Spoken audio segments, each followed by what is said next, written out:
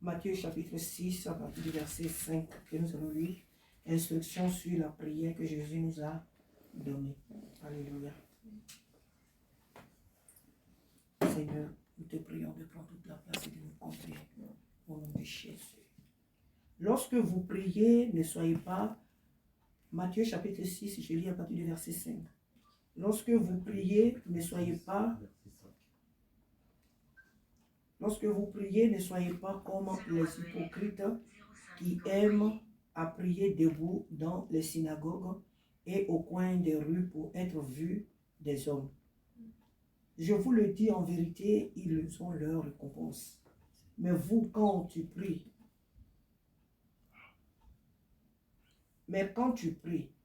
entre dans ta chambre, ferme ta porte et prie ton Père qui est là dans le lieu secret. Et ton Père qui voit dans le lieu secret te le rendra. En priant, ne multipliez pas de vaines paroles, comme les païens qui s'imaginent qu'à force de paroles, ils seront exaucés. Ne leur ressemblez pas, car votre Père sait de quoi vous avez besoin avant que vous le lui demandiez. Voici donc comment vous devez prier, notre Père qui es aux cieux. Que ton nom soit sanctifié, que ton règne vienne. Que ta volonté soit faite sur la terre comme au ciel. Donne-nous aujourd'hui notre pain quotidien. Pardonne-nous nos offenses, comme nous aussi nous pardonnons à ceux qui nous ont offensés. Ne nous induis pas en tentation, mais délivre-nous du malin, car c'est à toi qu'appartiennent dans tous les siècles le règne, la puissance et la gloire. Amen. Alors ici, Jésus nous donne vraiment des codes. Le code ici de cette prière, ce n'est pas... C'est vrai qu'il y a prière, et la prière en elle-même, elle englobe tout, sur toutes ses formes. Mais ici, Jésus veut parler de la prière que nous faisons pour notre propre vie. C'est-à-dire que moi, je m'approche de Dieu, j'ai un besoin, et je l'apporte, ce besoin-là, je l'apporte à Dieu. J'ai un besoin, je veux travailler, je veux une femme, je veux un mari, je veux un travail, je veux une maison, mais vraiment... Tous les besoins que nous avons sur cette terre, tous ces besoins-là, je les apporte au Seigneur, mais je pense que c'est... Parfois même on jeûne, parce qu'on pense que si on ne jeûne pas, le Seigneur ne va pas faire. Donc c'est en jeûnant que Dieu va prendre la chose vraiment au sérieux. Le Seigneur nous dit non. Sinon, ce n'est pas interdit de jeûner, mais si nous devons jeûner dans le but de chercher la face de Dieu, parce que moi, qui suis là, je suis une mère. Le frère qui est là, il est aussi papa. Et vous, demain aussi, toi, tu es presque à la porte. Et Isaac, plus tard. Donc, nous, ici, il n'y a pas, mais même si vous n'avez pas encore, vous, des enfants, mais vous avez des parents, il n'y a pas un enfant qui demande, qui va jeûner d'abord pour demander à son père ou à sa mère, à ses parents de quoi manger. Moi, mes enfants ne sont pas là. Tout à l'heure, j'ai fait des beignets. Ils ne sont pas là. Ils ne sont pas là. J'ai fait des gâteaux, j'ai fait la cuisine. Les enfants n'ont pas besoin de me dire, je sais que mes enfants ont faim. Je sais que mes enfants auront faim. Je sais que mes enfants, quand ils étaient tout petits, je sais que mes enfants auront besoin de vêtements. Donc, je n'ai pas besoin que ce soit d'abord mon enfant qui me dise que, ah, maman, il n'y a plus rien dans le frigo. Ah, maman, ceci, cela. Ah, ceci, cela. Je regarde mon frigo, je vais faire les courses. Je regarde dans ma maison ce qui manque et si j'ai l'argent, je fais les courses. Dieu, c'est pareil.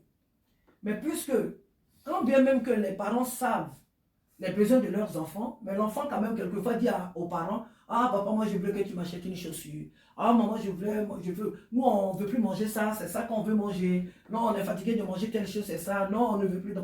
Et les enfants demandent aussi quelquefois, mais c'est pas parce que forcément ils ont demandé que les parents forcément s'inclinent. Des fois l'enfant même demande des choses qu'il ne sait même pas, que ce qu'il demande n'est pas forcément nécessaire pour lui. Et les parents, c'est à eux d'analyser. C'est la même chose pour le Seigneur. Dieu est un père et une mère. Dieu est notre grand frère. Dieu est tout. Jésus-Christ est notre grand frère plutôt. Dieu est notre père. Jésus est notre père.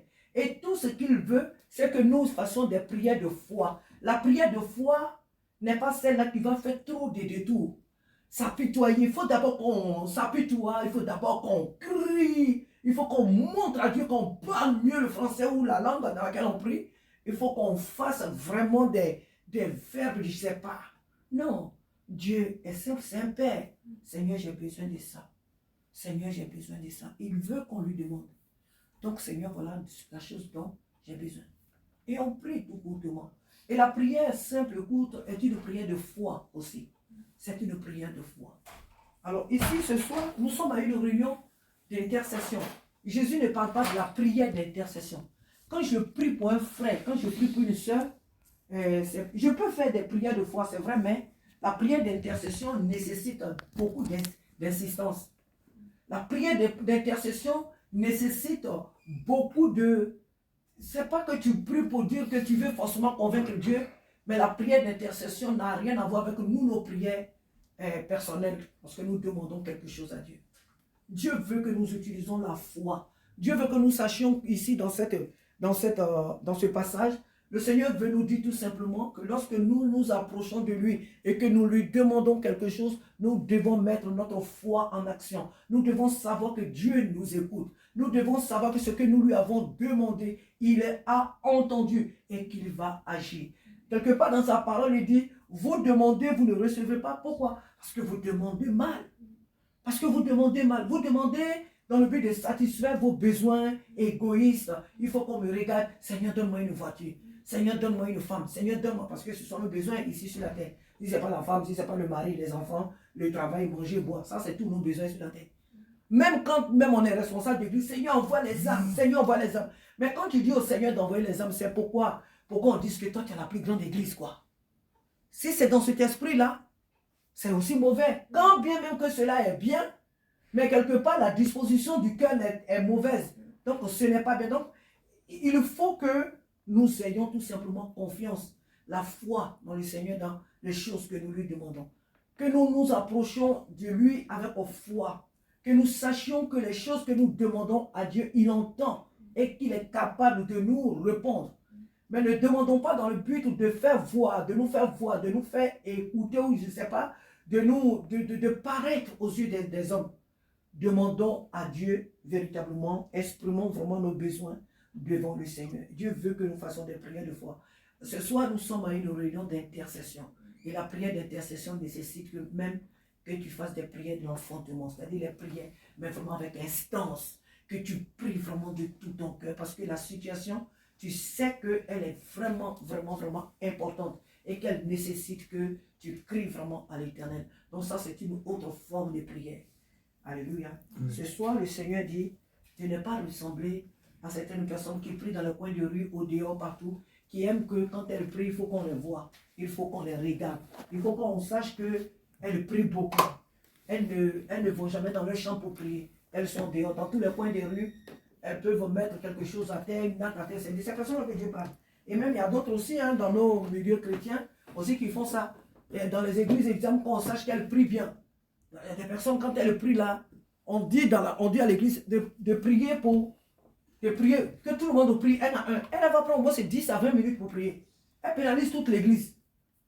Pourquoi? Parce qu'elle veut qu'on sache que cette personne veut qu'elle sache, elle veut que l'église sache qu'elle est une personne de prière. Oh, dans une prière à l'église, quand on dit à tout le monde de prier un à un, tu peux me dire 2 mots. Tes prières longues, tu les fais au pied de Jésus, dans ta chambre. Ce n'est pas dans l'assemblée. Donc, il y a beaucoup de choses qui font que les gens veulent paraître. Et Dieu ne veut pas que nous fassions comme ces personnes-là. Il dit, ne leur ressemblez pas, car votre Père sait de quoi vous avez besoin, avant que vous le lui demandiez.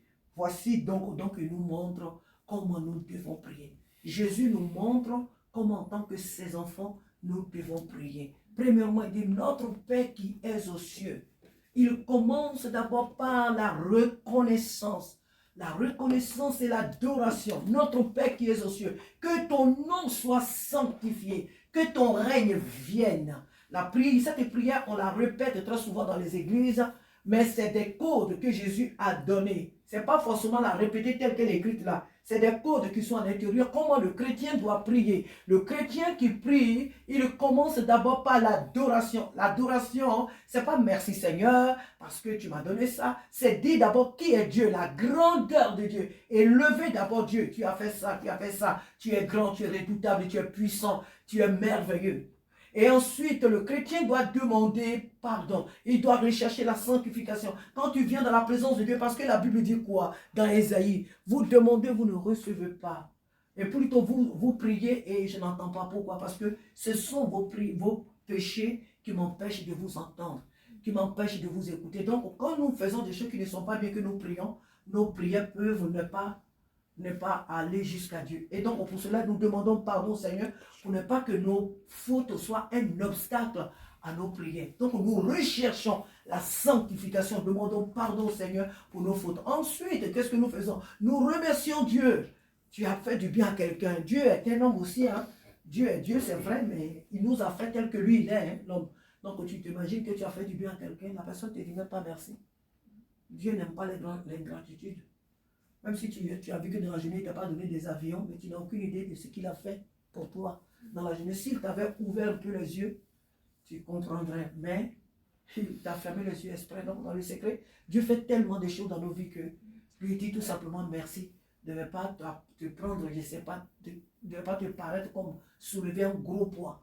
Alors, donc, il faut lui dire merci dans la prière. Et le remerciement, la reconnaissance, c'est ce que Dieu a fait pour toi. Merci parce que tout au long de cette journée écoulée, tu m'as gardé. Donc, nous devons être ordonnés. Mais tous, nous faisons des erreurs. On adore, on remercie, on se sanctifie. Quelquefois, nous faisons des erreurs. Mais ici, c'est un code que le Seigneur nous a donné pour que nous soyons spécifiques, clairs dans nos temps de prière. Qu'on ne dise pas Dieu, tu es grand, tu es merveilleux. Merci parce que tu m'as donné la vie. Oh, pardonne-moi, Père, parce que j'ai fait des fautes. C'est une prière désordonnée. Et donc, il faut savoir faire la part plutôt dans la prière. Donc, c'est des codes qui nous ont été donnés à travers la prière. Ce soir, le Seigneur nous dit, bien-aimés, lorsque vous priez, ne soyez pas comme les hypocrites qui aiment à prier debout dans les synagogues, au coin des rues et au coin des rues pour paraître, pour être vus des hommes. Il dit, je vous le dis, ils ont leur récompense. Mais quand tu pries, ferme ta chambre, rentre dans ta chambre. La prière, c'est un lieu secret. C'est un lieu de cœur à cœur avec Dieu. C'est un lieu de face à face avec le Seigneur. Entre dans ta chambre, ferme la porte et reste dans ta chambre. On ne t'a pas dit de rester, on peut crier pour que le monde entier aussi entende. Rentre dans ta chambre et parle avec le Seigneur. Parle-lui. Et il dit, ton Père qui voit dans le lieu secret, tu le rendras. Donc la prière, c'est une intimité avec Dieu. Alléluia. Que Dieu nous aide ce soir à avoir cette intimité réelle avec lui. Avoir ces moments-là vraiment avec lui. Allez, ce soir, la gloire ce soir. Amen.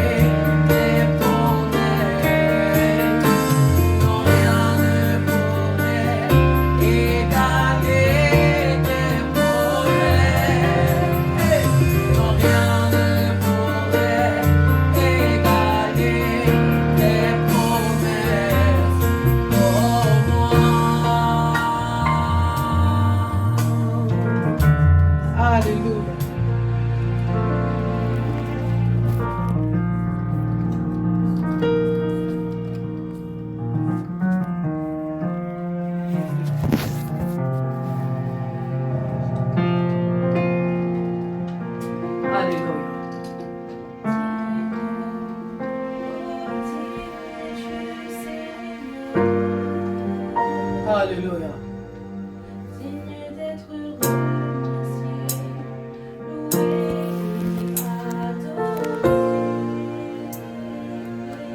Alléluia. Amen. Tu es digne d'être élevé, Seigneur. Alléluia.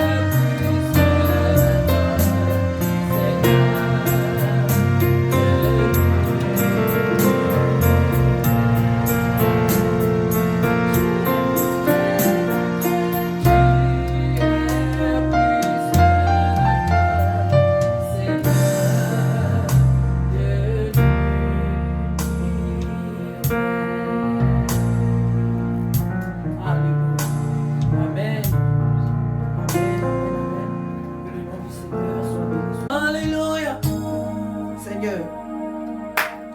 Seigneur notre Dieu, tu es glorieux. Nous t'adorons et nous t'aimons. Que ton règne s'établisse sur la terre. Que tes œuvres proclament ta grandeur. Nous te bénissons, ô Dieu Tout-Puissant. Tu es vivant et tu reviens. Nous te bénissons, ô Dieu Tout-Puissant. Amen. Ton règne est éternel. Nous te bénissons, ô Dieu Tout-Puissant. Amen. Tu es vivant et tu reviens. Nous te bénissons, ô Dieu Tout-Puissant. Ton règne